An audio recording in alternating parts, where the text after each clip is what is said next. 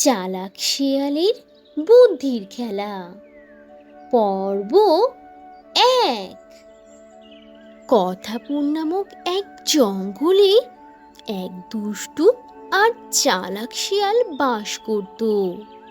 আর সে সবসময়ই সবাইকে বোকা বানানোর চেষ্টা করত। একদিন সেই দুষ্টু পাজি শিয়ালটা জঙ্গলে খাবারের খোঁজে বের হয় আর এদিকে ওদিকে খাওয়ার জন্য খাবার খোঁজ করতে থাকে। তখন সে দেখতে পায় কিছুটা দূরে একটা খুব সুন্দর ছোট্ট পিচ্চি হাতির বাচ্চা ঘুমাচ্ছে। তখন সে মনে মনে ভাবতে থাকে, আচ্ছা, আমি যদি এই হাতির বাচ্চাকে কোনোভাবে আমার খাবার বানাতে পারতাম, তাহলে তো পেট ভরে অনেক মজা করে খাবার খেতে পারতাম। আর তখন আমাকে বেশ কিছুদিন আর খাবারের খোঁজ করতে হতো না এত কষ্ট করে। তাহলে কি আমি এক্ষুনি যে হাতির বাচ্চাটাকে আক্রমণ করব? না না না, আমি যদি আবার এই হাতির বাচ্চাকে আক্রমণ করি আর সে যদি কোনোভাবে চিৎকার করতে থাকে, তাহলে তো ওর মা চলে আসবে এখানে। আর তখন আমি কি করব? ধুর, আমি এসব কি ভাবছি, যা তা। যাই, আগে যে আক্রমণ করি, তারপর কি হয় তখন দেখা যাবে ক্ষণে।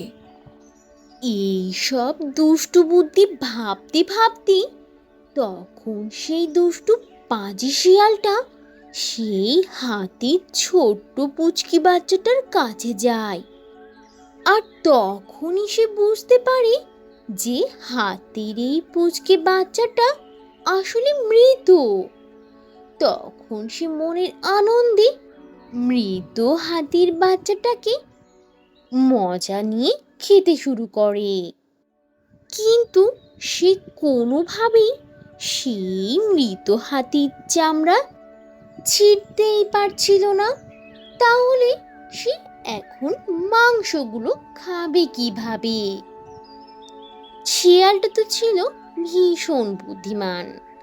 তাহলে বলো তো বন্ধুরা, শিয়াল এই মৃত হাতির চামড়াটা কিভাবে ছাড়াবে? আর যদি সে হাতির চামড়াটা না ছুলতে পারে, তাহলে তো সে কোনোভাবেই হাতির মাংস খেতে পারবে না।